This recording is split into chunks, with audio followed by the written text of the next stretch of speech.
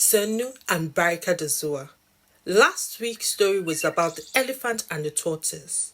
We learned that we should never be like the elephant who used his wealth to intimidate and bully other animals.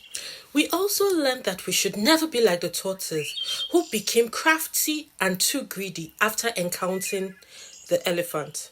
Today's story title is about the forgotten bird. It was written by Remi Adedeji. Enjoy. Story. Once upon a time, all the birds of the world lived together like human beings. Ostrich was their king because he was the biggest of all the birds. In the bird kingdom, there were birds like the weaver bird, who was always building nests, and the peacock, who was one of the most beautiful birds. Also lived among them were the parrot, who was famous for talking too much, hawk, eagle, cattle eaglet, sparrow, and swallow. All the birds lived together in peace and unity. One day, the king called all the birds together because he had a job for them to do.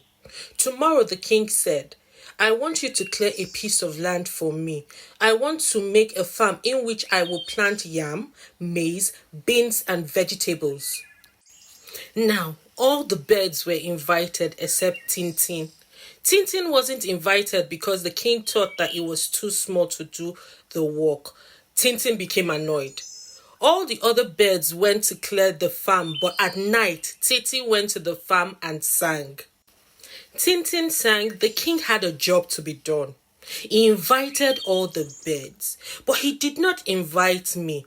We shall see how well this job will be done. As he sang, the farm which was cleared became bushy once more.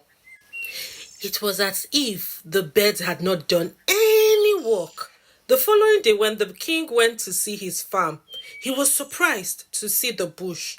He was annoyed because he thought the birds had not done the work. So he called all the birds together and spoke to them harshly. What have you done? Raged the king. Do you think you can deceive me? Why have you not cleared my farm? But we've cleared it, replied the birds. Then follow me. When the birds got to the farm, they were surprised to see that the bush had sprung back. But they could not explain what happened. At any rate, the birds promised the king that they would clear the piece of land again. That day, the birds worked harder than before and soon cleared the land. At night, Tintin again went to the farm and sang a song. The king had a job to be done. He invited all the birds, but he did not invite me. We shall see how well the job will be done. As they sang, the bush sprang up again and the farm was full of weeds. When the king got to his farm the following day and saw the bush has again sprung up, he went and consulted the Ifa oracle. The Ifa prince saw what happened and informed the king that he did not invite all the birds, and the one that he did not invite is angry and must be appeased.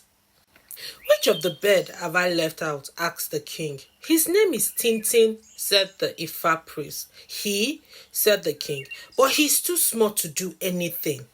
You must not consider anyone too small to be reckoned with, replied the Ifa priest. Now Tintin has proved to you that he is somebody to be reckoned with.